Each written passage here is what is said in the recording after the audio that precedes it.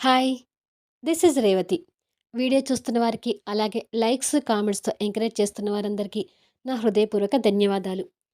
'ఓ ప్రేమ ఓ పగ' episode number 7. కొద్దిసేపటికి పింకీకి జ్వరం తగ్గగానే తేరుకొని లేచి కూర్చుంటుంది. శక్తి తనని ఒడిలో కూర్చోబెట్టుకొని జ్యూస్ తాగిస్తూ ఉంటుంది. పింకీ జ్యూస్ కొంచెం తాగి, "ఇంక చాలు శక్తి" అని అంటుంది. "ఇంకొంచెం తాగు తల్లి, లేదంటే నీరసంతో బాగా డల్ అయిపోతావు" అంటూ బుజ్జగిస్తూ జ్యూస్ తాగిస్తుంది. తర్వాత పింకీకి ముద్దు పెట్టి, మళ్ళీ తనని పడుకోబెట్టి, బ్లాంకెట్ కప్పి, శక్తి కూడా పక్కన పడుకొని, "ఇక కళ్ళు మూసుకొని పడుకో అమ్మా" అని అంటుంది. పింకీ శక్తి మెడ చుట్టూ చేతులు వేసి చుట్టి పడుకొని, "శక్తి, పిల్లలకి జ్వరాలు వస్తే వాళ్ళ డాడీలు కూడా బాధపడతారంట కదా, మా ఫ్రెండ్స్ చెప్పారు. నిజంగానే పిల్లలకి జ్వరాలొస్తే మమ్మీలు బాధపడినట్టుగా డాడీలు కూడా బాధపడతారా?" అని అడుగుతుంది. శక్తికి కూడా తండ్రి ప్రేమ తెలీదు కాబట్టి, "మంచి డాడీలైతే బాధపడతారమ్మా" అని చెప్తుంది. "అయితే మా డాడీ మంచి డాడీనే. డాడీ మనతో ఉండి ఉంటే నన్ను చూసి బాధపడేవాడు కదా శక్తి" అని అడుగుతుంది అమాయకంగా చూస్తూ. "మీ డాడీ గురించి ఎక్కువ ఆలోచించొద్దని చెప్పాను కదమ్మా. నా మాట విని కళ్ళు మూసుకొని పడుకో తల్లి" అంటూ బుజ్జగిస్తుంది. "సరే శక్తి, ఇక పడుకుంటానులే" అని కళ్ళు మూసుకుంటుంది. శక్తికి సామ్రాట్‌తో జరిగిన ఆ చేదు సంఘటన గుర్తు తెచ్చుకుంటూ, "మీ డాడీ మంచివాడు కాదమ్మా. అతను పెద్ద దుర్మార్గుడు" అని అనుకుంటూ సామ్రాట్‌తో తనకున్న పగనంతా గుర్తు తెచ్చుకొని తిట్టుకుంటూ జో కొడుతుంటే కొద్దిసేపటికి పింకీ నిద్రపోతుంది. తనకు కప్పిన దుప్పటి సరిచేసి తను కింద పడకుండా అటు ఇటు పిల్లోస్ పెట్టి ప్రేమగా కూతురు తల నిమిరి తల మీద ముద్దు పెట్టుకొని బెడ్ లైట్ ఆన్ చేసి బయటకొచ్చి, అది డూప్లెక్స్ హౌస్ కాబట్టి కింద పైన ఉన్న అన్ని డోర్స్ పెట్టుకొని పింకీ రూమ్ పక్కన ఉన్న మరో రూమ్లోకి వచ్చి ల్యాప్టాప్ ఓపెన్ చేసి న్యూస్కి సంబంధించిన వర్క్ చూసుకుంటూ ఉంటుంది. నైట్ 12 అవుతుండగా వినోద్ కూడా ఏదో ఆఫీస్ వర్క్ ఉంటే చూసుకుంటూ కూర్చుంటాడు.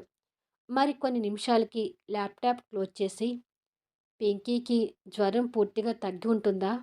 ఒకసారి పింకీని చూసి వస్తే కరెక్టేమో" అని అనుకొని వినోద్ బయటికొస్తాడు. గేటుకి లాక్ వేయకపోవడంతో గేటు తీసుకొని లోపలికొస్తాడు. వర్షం కారణంగా చెప్పులు అడుగులు అక్కడ పడుతుంటాయి. వినోద్ డోర్ దగ్గరకొచ్చి డోర్ కొట్టబోయి, "ఈ సమయంలో డోర్ కొట్టడం మంచిది కాదేమో. పైగా పింకీ వాళ్ళ మమ్మీ సింగిల్ పేరెంట్ కదా, ఏమైనా అనుకుంటారేమో. అయినా ఏదైనా ప్రాబ్లం ఉంటే తనే ఫోన్ చేసేది కదా. రేపు మార్నింగ్ వెళ్ళి పింకీని చూడొచ్చులే. ఇప్పుడు వెళ్ళటం కరెక్ట్ కాదు" అని అనుకొని తిరిగి వెళ్ళిపోతాడు. మరుసటి రోజు ఉదయం శక్తి తలస్నానం చేసి శారీ ధరించి పూజ చేస్తుంటుంది. శక్తి ఉదయం శారీలో కనిపించినా డ్యూటీకి వెళ్ళేటప్పుడు మాత్రం తన డ్రెస్ చేంజ్ చేసుకుని వెళ్ళిపోతుంది. పూజ తర్వాత ఇంకా నిద్రలో ఉన్న పింకీ దగ్గరికి వచ్చి ఒళ్ళు పట్టుకొని చూసి, "అమ్మయ్య, జ్వరం పూర్తిగా తగ్గిపోయింది" అని అనుకుంటూ ఉండగా పింకీ కూడా మేలుకొని కళ్ళు తెరిచి, "గుడ్ మార్నింగ్ శక్తి" అని అంటుంది నవ్వుతూ. "గుడ్ మార్నింగ్ పింకీ" అంటూ పింకీకి ముద్దు పెట్టి, "లేచి బ్రష్ చేస్తే నీకు వేడి వేడి పాలు కలిపి తీసుకొస్తాను" అంటుంది. పింకీ లేచి కూర్చొని, "నాకు ఒక స్వీట్ డ్రీమ్ వచ్చింది శక్తి, అది నీకు చెప్పాలి" అని అంటుంది. "అవునా? ఏంటి ఆ స్వీట్ డ్రీమ్" అని అడుగుతుంది చెదిరిపోయిన పింకీ జుట్టు సరిచేస్తూ. "నేను జ్వరంతో పడుకొనుంటే డాడీ నన్ను చూడటానికి వచ్చాడంట. నేను జ్వరంతో ఉన్నది చూసి నన్ను ఎత్తుకొని కన్నీళ్ళు పెట్టుకుంటూ డాడీ ఏడ్చాడు. తర్వాత నన్ను తన హృదయానికి హత్తుకొని చాలా ముద్దులు పెట్టాడు. త్వరగానే నీ జ్వరం తగ్గిపోతుందమ్మా అని నాతో చెప్పాడు" అని పింకీ చెప్తుంటే శక్తి తన వైపు జాలిగా చూస్తూ, తండ్రి ప్రేమ కోసం ఎంతగా అల్లాడిపోతున్నావే. నేను నీకేం తక్కువ చేస్తున్నానని డాడీ డాడీ అని కలవరిస్తున్నావు అని మనసులో అనుకొని, సరే తల్లి, నీకొచ్చిన డ్రీమ్ చాలా బాగుంది. ఇక వెళ్ళి బ్రష్ చేసిరా అంటూ పాపని ఎత్తుకొని వాష్రూమ్లో దింపి వస్తుంది. కొద్దిసేపటికి శక్తి పాలు వేడి చేసి గ్లాసులో పోస్తుండగా, శక్తి పాలు అంటూ పింకీ కిచెన్లోకి వస్తుంది. ఇవిగో అమ్మా ఇస్తున్నా అని చెప్పి శక్తి పాపకి పాల గ్లాస్ ఇచ్చి తాగిస్తుంది.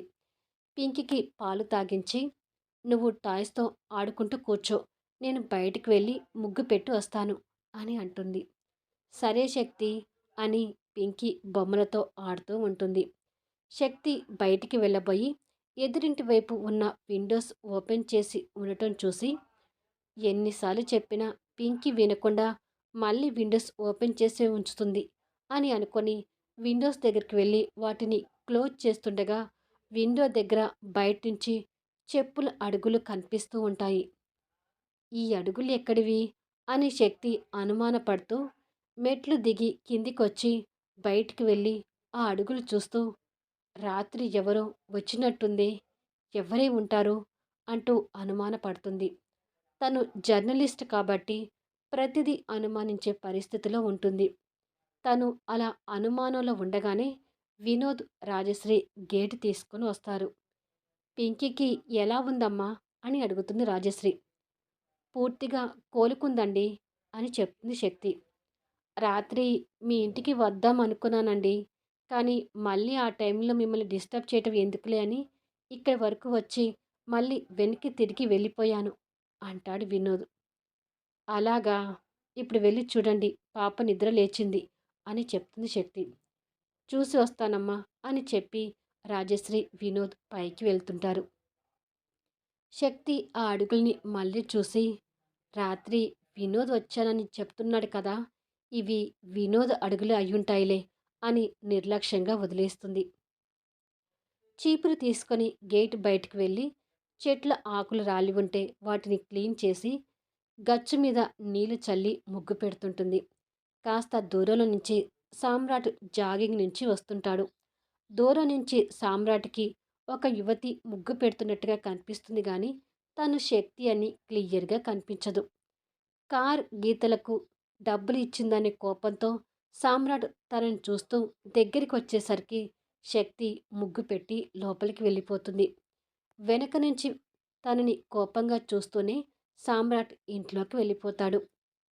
శక్తి లోపలికి వెళ్ళేసరికి వినోద్, పింకీ మంచి ఫ్రెండ్స్ అయి మాట్లాడుకుంటూ ఉంటారు. నేను మిమ్మల్ని ఫ్రెండ్ అని పిలవచ్చా అని అడుగుతుంది పింకీ వినోద్ని చూస్తూ. ఓకే, అలాగే పిలువు, ఇక నుంచి మనం ఇద్దరం బెస్ట్ ఫ్రెండ్స్ అంటూ వినోద్ పాపని ఎత్తుకుంటాడు. వాళ్ళని చూసి రాజశ్రీ సంతోషపడుతుంటుంది. మీరు నాతో చాలా బాగా ఫ్రెండ్లీగా కలిసిపోతున్నారు ఫ్రెండ్, కానీ మీ బ్రదర్ ఏంటి నన్ను అలా తిట్టాడు అని అడుగుతుంది పింకీ అమాయకంగా చూస్తూ. మా బ్రదర్ తిట్టినందుకు నేను సారీ చెప్తున్నాను కదా ఫ్రెండ్, ప్లీజ్ ఎక్స్క్యూజ్ చెయ్యి అని అంటాడు వినోద్ చెవి పట్టుకుంటూ. వాళ్ళ మాటలు అలా సాగుతూ ఉండగానే శక్తి లోపలికి వచ్చి, పింకీ నీతో బాగా కలిసిపోయినట్టుంది వినోద్ అని అంటుంది. అవునండి, పింకీ నేను బెస్ట్ ఫ్రెండ్స్ అయిపోయాము అంటాడు వినోద్ నవ్వుతూ. మా పెద్దోడికి పిల్లలంటే ఎంత అయిష్టమో మా చిన్నోడికి పిల్లలంటే అంత ఇష్టమమ్మా. మా అమ్మాయి పిల్లలు కూడా వినోద్ అంటే ప్రాణం విడుస్తారు అంటూ చెప్తుంది రాజశ్రీ. నువ్వు నాతో రోజూ ఆడుకుంటావా పింకీ అని అడుగుతాడు వినోద్. డైలీ అంటే కుదరదు ఫ్రెండ్, ఎందుకంటే స్కూల్ ఓపెన్ అయితే నేను హాస్టల్కి వెళ్ళిపోతాను కదా అని చెప్తుంది బాధగా. పింకీ అంత బాధగా చెప్పేసరికి రాజశ్రీ హృదయం చలించిపోతూ, అదేంటమ్మా, పసిపిల్లని హాస్టల్లో ఉంచి చదివిస్తున్నావా అని అడుగుతుంది. ఆ పరిస్థితికి శక్తి కూడా బాధపడుతూ, తప్పదండి, నా ప్రొఫెషనల్ లైఫ్ అలాంటిది కాబట్టి పింకీ నేను ఇంటి దగ్గర జాగ్రత్తగా చూసుకోలేను, అందుకే హాస్టల్లో ఉంచి చదివిస్తుంటాను. ప్రతి సండే మాత్రం తన్ని ఇంటికి తీసుకొచ్చి తనతోనే టైం స్పెండ్ చేయాలని చూస్తుంటాను. ఇప్పుడు తనకు సెలవులు కాబట్టి ఇంట్లో ఉంది అని చెప్తుంది. శక్తి సమాధానం విని రాజశ్రీ, వినోద్ కూడా ఏమీ మాట్లాడలేకపోతుంటారు. కానీ తండ్రి ప్రేమతో పాటు తల్లి ప్రేమ కూడా దూరమై పింకీ హాస్టల్లో జాయిన్ కావటానికి ఎంత బాధపడుతుందో ఆ పసి హృదయానికే తెలుసు. ఈ ముగ్గురు మాట్లాడుతూ ఉండగానే వినోద్ దగ్గర నుంచి పింకీ కిందికి దిగి వెళ్ళి ఆ విండో దగ్గరికి వెళ్ళి ఆ హీరో కోసం ఆశగా చూస్తుంటుంది. ఆ విండో సామ్రాట్ రూమ్కి ఎదురుగా ఉండటంతో సామ్రాట్ విండోలో నుంచి కనిపిస్తూ ఏదో ఫోన్ మాట్లాడుతూ ఉంటాడు. సామ్రాట్ని చూడగానే ఎప్పటిలాగానే పింకీ పెదవుల మీద చిన్న నవ్వు వెలుగుతుంది. కొద్దిసేపటికి సామ్రాట్ ఫోన్ మాట్లాడి పెట్టేసి టవల్ తీసుకొని వాష్రూంలోకి వెళ్ళిపోతాడు. సామ్రాట్ కనిపించకుండా పోయేసరికి పింకీ మొహం డల్ అయిపోతుంది. వినోద్ అక్కడికి వచ్చి పింకీని ఎత్తుకొని నాతో ఆడుకుందు గాని రామ్మా అని చెప్పి తీసుకొని వెళ్తాడు. రాజశ్రీ, వినోద్ పింకీతో ప్రేమగా మసులుతూ ఉంటే అది చూసి శక్తి కూడా సంతోషపడుతుంది. సామ్రాట్ స్నానం చేసి వచ్చినా కూడా తల్లి తమ్ముడు ఇంకా రాకపోయేసరికి ఈ ఇద్దరికి ఎదిరింట్లో పెత్తనాలు బాగా ఎక్కువైపోతున్నాయే, పాపని చూడాలంటే ఇద్దరు ఇంతసేపు ఉండాలా అని తిట్టుకుంటూ డైనింగ్ టేబుల్ దగ్గరికి వచ్చి మంగమ్మ త్వరగా నాకు బ్రేక్ఫాస్ట్ తీసుకురా అంటూ పని మనిషిని కేకలు వేస్తాడు. తీసుకొస్తున్నాను బాబుగారు అంటూ మంగమ్మ హాట్ ప్యాక్తో వచ్చి సామ్రాట్కి టిఫిన్ వడ్డిస్తూ ఉంటుంది. నేను ఈ జన్మకి శక్తిని తప్ప ఇంకెవ్వరిని పెళ్లి చేసుకోనత్తా, నన్ను విసిగించకండి అని గట్టిగా అరుస్తాడు భరత్ తన రూములకు వచ్చిన రత్నప్రభని చూస్తూ. భరత్ మాటలకి రత్నప్రభ కోపం తెచ్చుకుంటూ నా కూతురు సౌమ్యకి ఏం తక్కువని నా కూతుర్ని పెళ్లి చేసుకుని అంటున్నావు భరత్ అని అడుగుతుంది. సౌమ్యని ఇంతవరకు నేను చూడకపోయినా సౌమ్య అంటే నాకు ఇష్టమే, కానీ అది పెళ్లి చేసుకునే ఇష్టం కాదు. బలవంతంగా పెళ్లి చేయాలని చూస్తే ఇటు నా జీవితం అటు నీ కూతురు సౌమ్య జీవితం ఇద్దరిది నాశనం అయిపోతుంది అంటాడు. చిన్నతనం నుండి నేను నిన్ను పెంచినందుకు ఇదేనా నువ్వు నాకు ఇచ్చే బహుమానం అని అడుగుతుంది రత్నప్రభ. నువ్వు ఏమైనా అనుకో అత్త, నీ వల్ల సౌమ్య కూడా నా మీద పిచ్చి పిచ్చి ఆశలు పెట్టుకోవచ్చు. అనవసరంగా సౌమ్య జీవితాన్ని నాశనం చేయకండి అంటాడు భరత్. అలా అంటే నేను ఒప్పుకోను భరత్. సౌమ్య చదువు పూర్తి చేసుకొని త్వరలో ఇండియా వస్తుంది. తను రాగానే నీకు తనకి పెళ్లి జరగాలి అంతే, లేదంటే నేను చావటానికి కూడా సిద్ధమే అని చెప్తుంది. మీ బెదిరింపులకి నేను లొంగిపోనత్తా. నేను శక్తి మనసారా ప్రేమించుకున్నాం. ఎప్పటికైనా శక్తి నా కోసం వస్తుంది. తప్పకుండా మా ఇద్దరికి పెళ్లి జరిగి తీరుతుంది. జీవితాంతం శక్తి కోసం ఎదురు చూస్తూ ఉంటాను, కానీ సౌమ్యను మాత్రం పెళ్లి చేసుకోను అంటూ తన నిర్ణయం చెప్తాడు. నిన్ను ఎలా ఒప్పించాలో నాకు బాగా తెలుసులే భరత్ అని చెప్పి రత్నప్రభ వెళ్ళిపోతుంది. రత్నప్రభ మాటలకు భరత్ చిరాకు పడుతూ నువ్వు దగ్గర లేక నేను ఎన్ని ప్రాబ్లమ్స్ ఫేస్ చేయాల్సి వస్తుందో తెలుసా శక్తి. నాకు దూరంగా వెళ్లకుండా ఉంటే ఈ పాటికి మనిద్దరికి పెళ్ళి అయిపోయి ఇద్దరు హ్యాపీగా లైఫ్లో సెటిల్ అయ్యేవాళ్ళం. నువ్వు ఎక్కడ ఉన్నావో త్వరగా రా శక్తి. అనుక్షణం నీకోసం ఎదురు చూస్తూ నేను పిచ్చివాణ్ణి అయ్యేలాగా ఉన్నాను అంటూ శక్తి కోసం కలవరిస్తుంటాడు. త్వరలో ఈ ఇద్దరికి శక్తి గురించి తెలియబోతుంది. అది ఎలా అనేది చూద్దాం, నెక్స్ట్ వీడియోలో చూద్దాము. ఈ వీడియో ఎలా ఉంది అనేది కామెంట్స్లో తెలియచేయండి. అలాగే లైక్స్ ఇచ్చి సపోర్ట్ చేయండి. స్టోరీ నచ్చినట్టయితే దయచేసి మీ ఫ్రెండ్స్కి షేర్ చేయండి.